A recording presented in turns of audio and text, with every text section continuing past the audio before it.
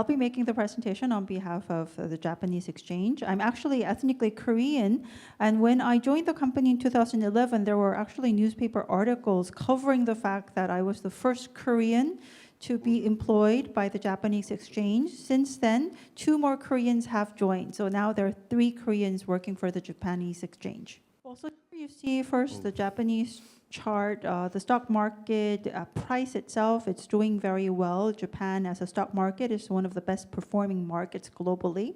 On the right-hand side, you see the number of IPOs that are made on the market. 2008 was sort of the bottom for many stock exchanges around the world. Then it recovered. 19 IPOs happened in 2009. Currently, we're running a rate of around 100 IPOs per year. You may be wondering why the Japan exchange, the Tokyo Stock Exchange, is here today making a presentation. And the reason is because last March, the March of this year, the Tokyo Stock Exchange announced the Asia Startup Hub program. So this is not covering US or European companies. Also, as part of this Asia Startup Hub program, the Japan exchange, first of all, signed on various partners. The partners are the ones you see on the bottom left. These would be securities companies, VCs, CVCs, banks, law firms, and so forth. And this program is designed to help not Japanese domestic companies IPO on the exchange, but foreign companies list on the Japan exchange. And therefore, we looked for companies that had, for example, the intention for IPO on the Japan exchange. We selected 14 companies that you see on the middle right hand. And of these companies, RIDI is a Korean company.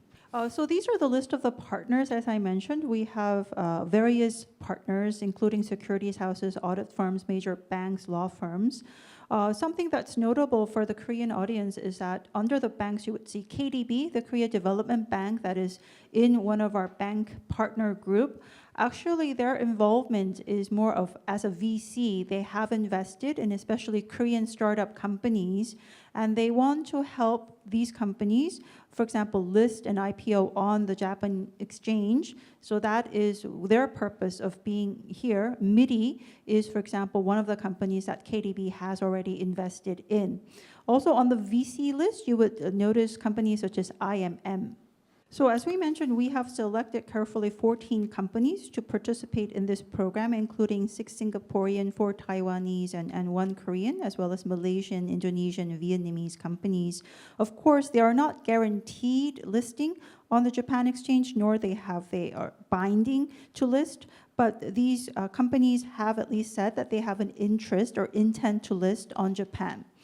Now, there are advantages of listing on the Japan exchange. The Tokyo Stock Exchange is divided into these 3 areas: prime, standard, and growth. For example, the advantages of the Japan exchange for a Korean company would be that, at least versus the NASDAQ, which requires a much larger market cap, we have a less. But versus the KOSPI market, we are 4 times larger. Also, the Japan exchange is included in the MSCI index, which means it receives index-based investment money, which the KOSPI currently does not benefit from.